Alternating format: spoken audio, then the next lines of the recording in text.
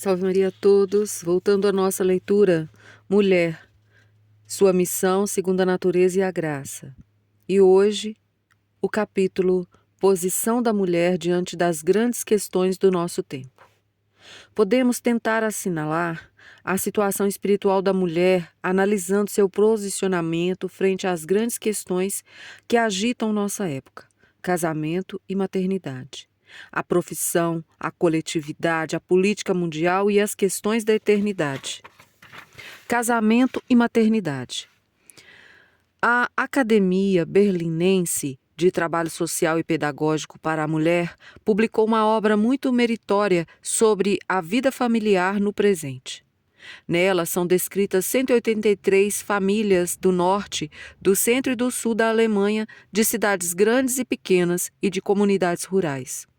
Falta a diferenciação segundo a classe social. Geralmente, trata-se de famílias de operários, empregados e pequenos funcionários públicos. A seleção não é tendenciosa. Os grupos foram escolhidos de acordo com critérios externos. Os habitantes de um prédio ou de um quarteirão, as famílias das crianças de uma classe da escola. As instruções para o levantamento visaram registrar, além dos dados meramente materiais, como número de filhos, idade, profissão, fontes de renda, moradia, etc. A solidez da união, distinguindo entre famílias sólidas, frágeis e dissolvidas.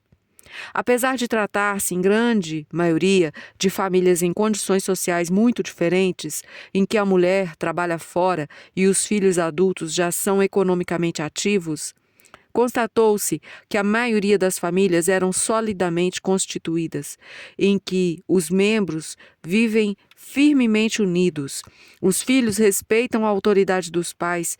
Os pais se mostram preocupados com o bem-estar e a educação dos filhos.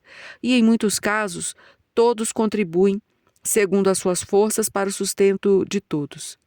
Nesses casos, cabia, normalmente, às mulheres o mérito de manter, com sua força admirável e heróica, a família unida, defendendo-a às vezes sobre as maiores adversidades contra a desintegração.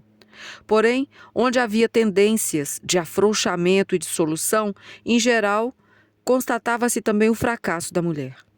Sobre o impacto desses resultados, surge um primeiro impulso de perguntar se não há um certo exagero nas lamentações generalizadas sobre a desestabilização da vida matrimonial e familiar, já que é possível encontrar ainda tantas famílias vivendo em parte num regime bastante patriarcal.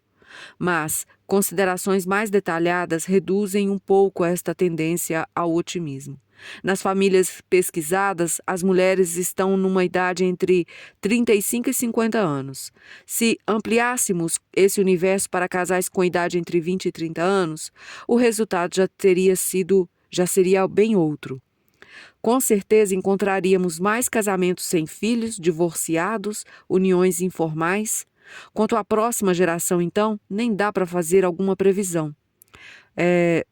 Vou colocar uma observação que o livro foi escrito no início do século XIX.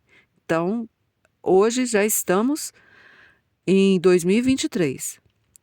Em todo caso, podemos constatar ainda existem na Alemanha de hoje amplos segmentos da população que conservam o ideal do casamento, da maternidade, da vida familiar, como abrigo e esteio protetor para os indivíduos.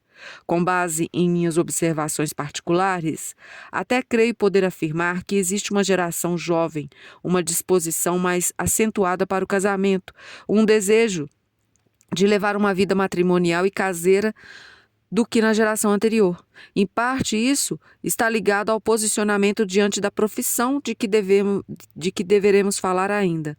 Mas, em parte, deve-se esta atitude também à importância maior que é dada ao elemento heróico e sexual em geral. Sua influência nas publicações científicas e literárias, nas discussões públicas e na vida diária é hoje tão dominante que até as crianças se veem confrontadas com ele em toda hora e lugar. Isso sem a televisão, sem os meios que nós temos hoje para introduzir, né, erotismo e pecado no meio das famílias. Só uma visão clara e incontestável do casamento é capaz de formar um baluarte firme contra estas teorias, com estes efeitos cada vez mais amplos. Esta fundamentação clara e incontestável existe apenas no dogma católico, que vê o casamento como sacramento, tendo na procriação e educação dos filhos sua finalidade essencial. Diante do reconhecimento nítido da importância da visão católica frente a todas as tendências desagregadoras, o Santo Padre já confirmou de maneira audível para o mundo todo em sua encíclica sobre o casamento. Mas agora é necessário prosseguir sobre a base desse fundamento.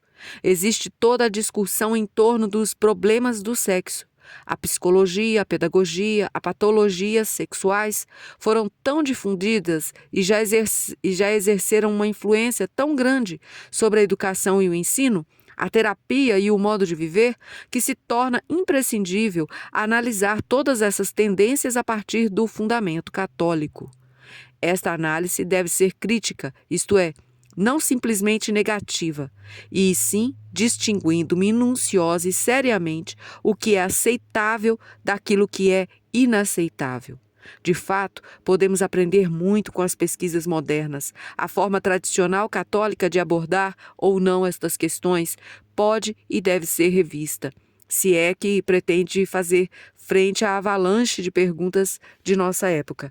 O desenvolvimento de uma teoria verdadeiramente católica e generosa da sexualidade e do casamento e dos princípios em nossa época como uma das tarefas mais urgentes de toda a formação da juventude e com isso também das moças. Ao mesmo tempo seria de máxima importância para todo o nosso povo, porque esse esforço que só pode vir do lado católico serviria ao mesmo tempo de apoio firme também a todos os grupos conservadores, no bom sentido, fora do âmbito da Igreja.